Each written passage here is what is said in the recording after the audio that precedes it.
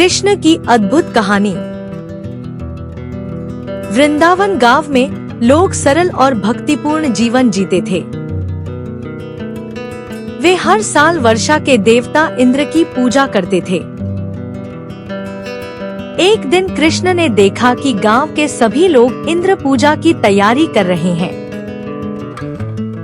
कृष्ण ने अपने पिता नंद बाबा से पूछा कि वे इंद्र की पूजा क्यों करते हैं।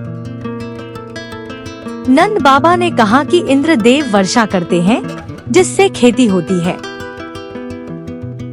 कृष्ण ने कहा कि गायें गोवर्धन पर्वत की घास खाती हैं और जल भी वहीं से मिलता है। कृष्ण ने कहा कि गोवर्धन पर्वत की पूजा करनी चाहिए। गांव वाले सोच में पड़ गए और कृष्ण की बात में सच्चाई देखी। गांव वालों ने इस बार इंद्र की जगह गोवर्धन पर्वत की पूजा करने का निर्णय लिया। उन्होंने पर्वत के सामने भोग लगाया, दीप जलाए और भक्ति से पूजा की। इंद्रदेव को यह बात पता चली और उनका अहंकार आहत हो गया। इंद्र ने क्रोधित होकर कहा कि वे गांव वालों को सबक सिखाएंगे। इंद्र ने घनघोर वर्षा शुरू कर दी।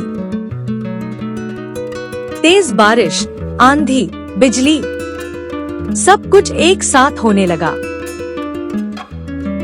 पूरा वृंदावन डूबने लगा। लोग डर गए, जानवर घबरा गए।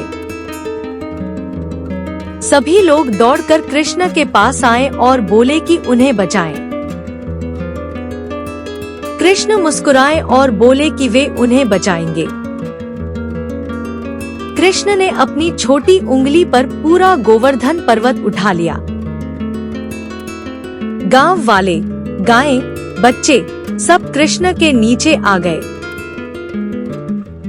सब सुरक्षित थे और वर्षा लगातार 7 दिनों तक चलती रही।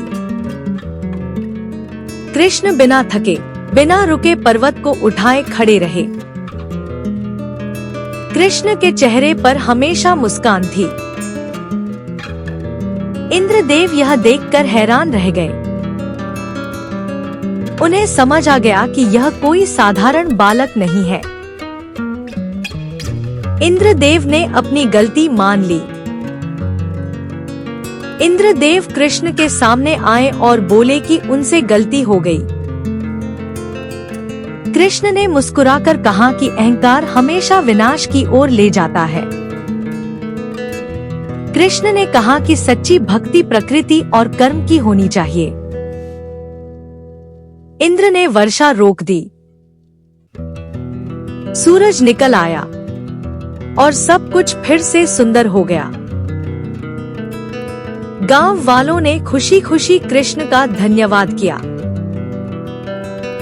कृष्ण की अद्भुत कहानी हमें सिखाती है कि अहंकार सबसे बड़ा शत्रु है।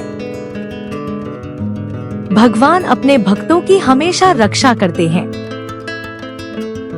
प्रकृति की पूजा करना ही सच्ची भक्ति है। कृष्ण की कहानी हमें जीवन की सच्चाई सिखाती है। कृष्ण की अद्भुत कहानी हमेशा हमें प्रेरित करती है।